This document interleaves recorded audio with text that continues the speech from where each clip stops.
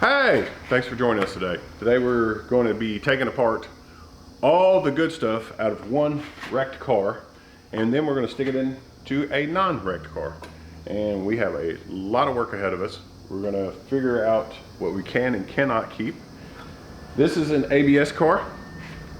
The 98 GT is non-ABS, so wiring and functions, all that has to be changed over. Now when it comes to this car, it is a totaled wreck because the unibody structure has been destroyed, both in front of the strut towers, but it also started the separation between the unibody back here, so this whole section of the car is just useless. And not only that, an accident which buckled the rear quarter of this car. It's just the body damage is just too far gone to save this particular unit.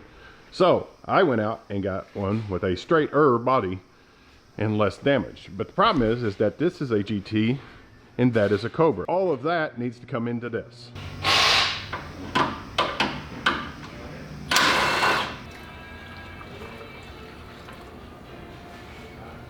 I don't know why I'm paying this guy. I don't. But apparently this system was full of coolant, which is a good thing because I thought the radiator was busted and it was empty. So it could be possible that this radiator is salvageable. I won't know until I get it out and do a better examination of it. But it was full of coolant, so that's always a good thing. Taking apart a car, putting it back together, simple. Looking for the tool that you just set down for 3 hours, that's the hard part. Yep. Now we got a bolt or a stud that was broke. They drilled it out and put a bolt and a nut in it, and it's very difficult to get to. While we figure out how to do that, and we lost the wrench. They went in the bucket. No, we missed the bucket. No, it hit the bucket. Oh, it went in and out. It took a swim. Bank shot. It went for a dip. It went for a dip. So now we got a wet wrench that can dry off and start over. I'm curious why you didn't warn me about this. I mean, could have told me how hard being a mechanic was. Just saying. Nap it on for me. Push. There we go.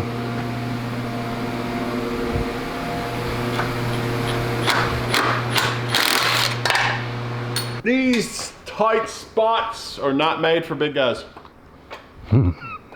That's what she said. We won! We got it.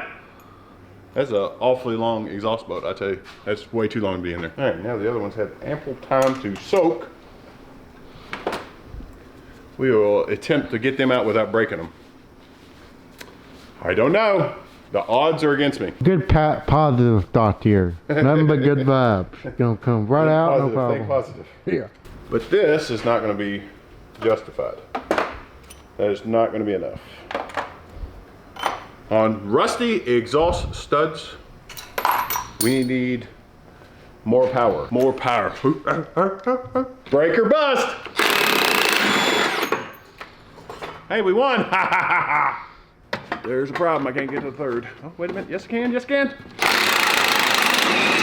No! It rounded it. What am I going to do now? I'm going to sit here and cry for a little bit. Well, I can't be stuck at 3,000 degrees. Exhaust is down. All right. Yeah.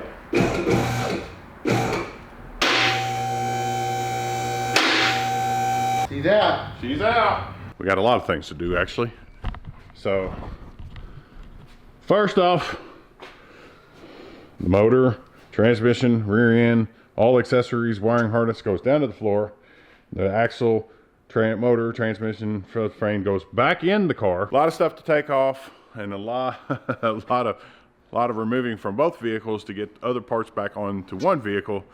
And we're going to try our best. I doubt we'll be able to get it started today, but it's going to be a lot of work we got ahead of us. So let's get started. Now, upon pulling the Cobra motor and transmission out, we found a nice little detail that was undiscoverable before. we didn't have any bell housing bolts. We have one there and one there, and the rest of them are gone. We didn't film a lot of the process of getting everything down, but we was able to get the motor pulled from the black car, got it on the ground, and got the transmission separated. Now the motor is locked up and there's no freeing it at this moment. I'm not concerned with that. I done got it separated from the K member, and we're gonna separate this one in the morning off of the cross member. We're gonna get it transferred over to here to this cross member. We're gonna reunite the cross member with the body and mount it back up, transfer all the wiring harnesses and everything to get the car complete. And once everything, the motor and transmission in the car is only one piece of the puzzle. The amount of wiring and stuff that has to be changed over from the previous car to the new car is quite drastic. And plus I'm putting ABS back in, putting ABS into this car. That is, this car did not come factory with ABS. And that is a chore in itself, because it gets all new brake lines and everything to work with the ABS system that goes with the wiring harness that has come out of the other car to get this one going. So tomorrow we'll be back on it and get the Cobra engine into the GT body, so that way we can have some fun. All right, now we got to pull the motor off the subframe.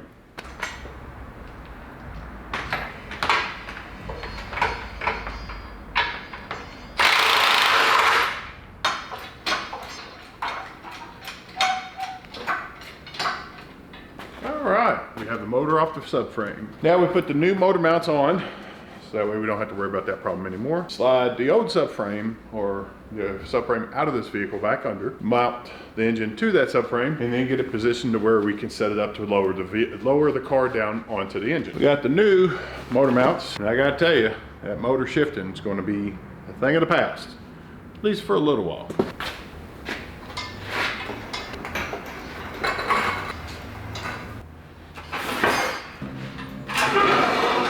And we are missing a motor. There it is. We got to stick this into this car for the very first time, because this car came with that motor. This Cobra engine is now going in this car. Not that this ain't been sitting for a while or anything. Cobwebs. Wasn't able to film most of it, and a lot of the blowing that you hear is the heater going on in the background. But I was able to get the brake booster, master cylinder, brake pedals all removed, and the new master cylinder installed is sitting in there for the motor to be able to be lowered. As you can see, the brake booster is just kind of sitting in there. We still got to take out the gas pedal because we're going to change out the pedal. Then that should be enough to be able the car to be completely set down on the engine. As you can see, the motor is in there, technically speaking, but it is not bolted up at all. It's just sitting to the gap, because we have to lift the car back up again to finish the installation of the brake lines, and then I can permanently attach the motor to the car, and then we can finish putting the suspension in it, and then we can put wheels and tires on it, roll it out the door, grab the pedals.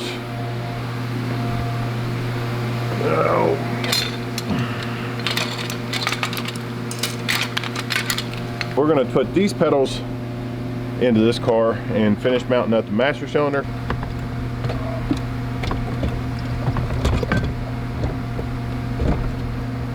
Pedals are in. I gotta lift it up, put the brake lines on, then I can set it back down to get the motor in it, and then we can put the steering column in it so we can steer it, put wheels and tires on it so we can move. Due to not knowing what video settings were set up for this particular camera, we'll be experiencing this at a high rate of speed.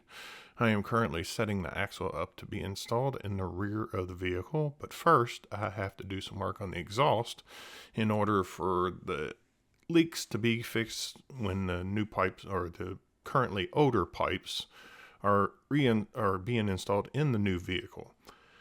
And a little bit of welded work here takes care of that issue before I walk it over to the vehicle itself and start putting them in, because it's easier to do it with the axle hanging than it is once the axle is in. So I'm currently going to lift it up, attach them on, and then we're going to work with the rear axle, getting it up in the air. As I'm raising it up on screw jacks, making life easier than trying to break out a transmission jack and balancing it, working it up, getting it hung, then I realized that the shocks were supposed to be going up in the direction instead of being pointed down, but that's a correction that I'll handle at a later date. So I'll just go ahead and pull them off here in a moment, set them to the side. Once I get the vehicle back down on the ground and able to control it with a jack, then I can stick the shocks up in the upper tower, get a nut and bolt or a lock nut on it, and secured it down on the bottom. And then we'll get back into moving on with the other parts of the vehicle now. Bolts, nuts, everything locked in for the rack and pinion. Now I'm just polishing my rod. I'm cleaning a tube.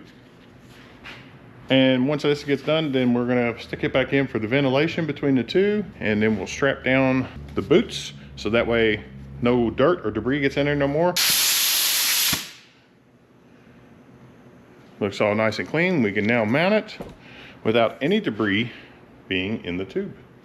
Sweet. Well, the clamp failed, so I guess we're just gonna move on to a zip tie, and then we'll do that. It'll hold it kind of sort of in place until my new ones come in, and then we'll do it correctly. Ha ha ha. Got it.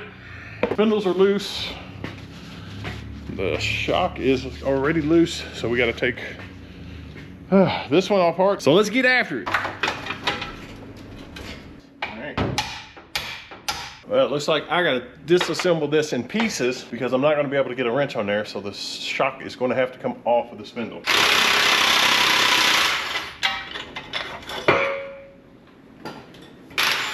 But look at that, it wasn't stuck after all.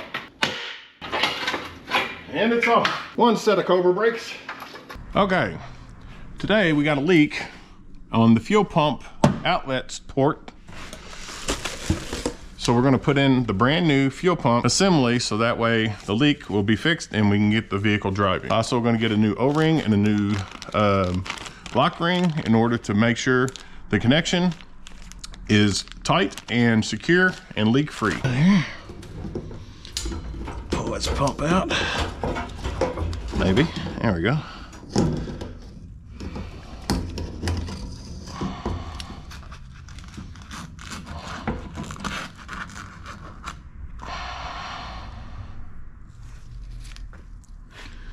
And there's what all rusted and it's leaking out of.